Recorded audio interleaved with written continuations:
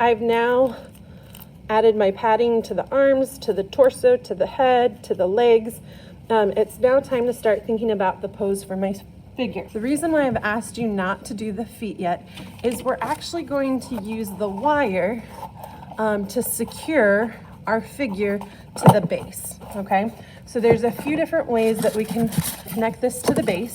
So the side that has your name on it, this is actually gonna be the bottom. This is the side that we're not gonna put any paper mache on.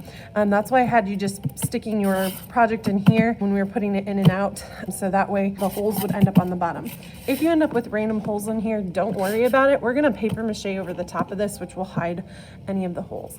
So one of the key things to keep in mind is if you have it just straight like this and you put it in, it's gonna be a little bit less stable. If we take and we bend it at an angle and add it in, so like if I press it in, it's more likely to stay than if it's just straight up and down, because I have that angled into the styrofoam. It puts more wire under there, which helps to make it a little bit more stable. So you need to think about where you're going to bend your sculpture. So for example, let's say I'm gonna make this a runner. I would have to think about, okay, where would I have the legs up? Where would I have the legs down? Where's it gonna connect? Now, yes, I'd want at least one of my legs connecting. Now, if I was attaching it like this, you're gonna find it might have trouble staying. So there are some different things we can do to help that if you run into that situation. So one of the things that we can do is we can kind of brace around the base by taking some extra newspaper, kind of going around here, adding some tape to it and using it to reinforce it, even some hot glue. Another thing we can do is take some extra wire and we can take and trim the wire and we can run it through the sculpture.